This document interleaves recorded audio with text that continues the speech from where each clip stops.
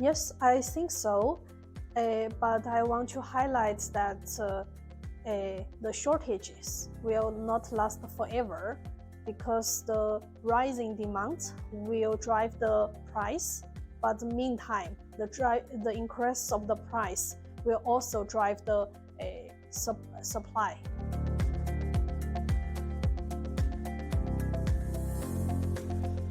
Yeah, personally, I think we need to consider many factors to focus the end uses of the critical materials. So firstly, we need to explore the historical stocks and flows in different end uses. Based on the historical analysis, we can further focus the future demands by thinking about the development pattern. And secondly, we need to consider the technology development and the market penetration.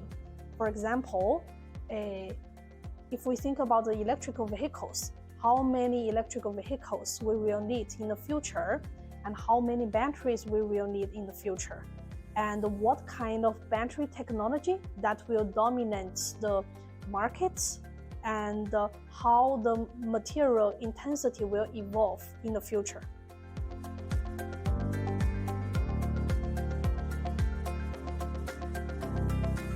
I think it is impossible to solely recycle the retired batteries to produce the new batteries.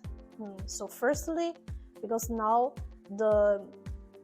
we can still see the growing electric car demand, which means the growing battery demand. And secondly, there's always a temporal delay from the new batteries to old batteries. So it takes some time for us to really recycle the retired batteries.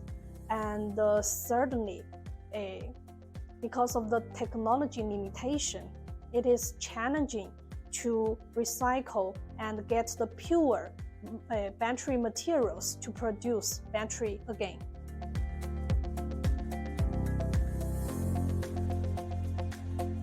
I think to answer this question better, we need to predict both the demand and the supply. On the one hand, we need to predict the demand from under different scenarios by considering, for example, the different technology development, the market penetration, and also the socio-economic development. And on the other hand, we also need to consider both the primary supply and also the secondary supply. And if we have the forecasting of both demand and supply, when we compare the gaps, and then we can predict the supply risks clearly.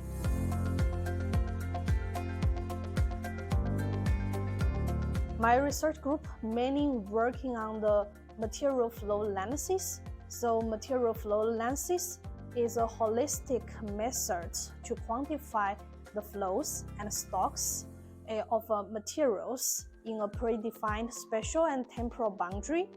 And under this systematic model framework, we can recognize some problems in advance because normally our dynamic MFA can help answer what will happen under different scenarios.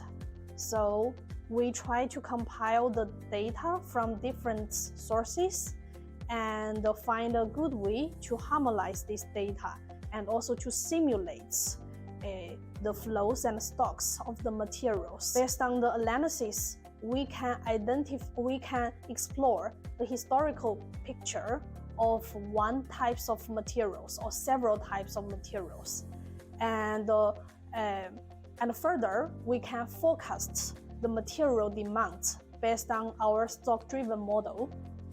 When we talk about the stock-driven model, and we will have different layer analysis. For example, how is the service and what kind of products we need and how many materials we need finally.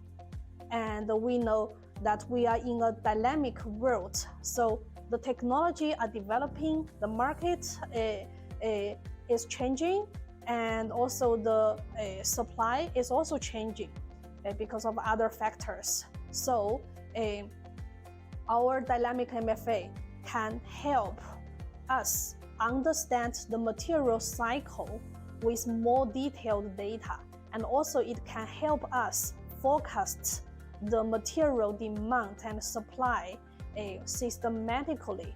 We can also test what-if scenarios to notice some potential challenges in advance.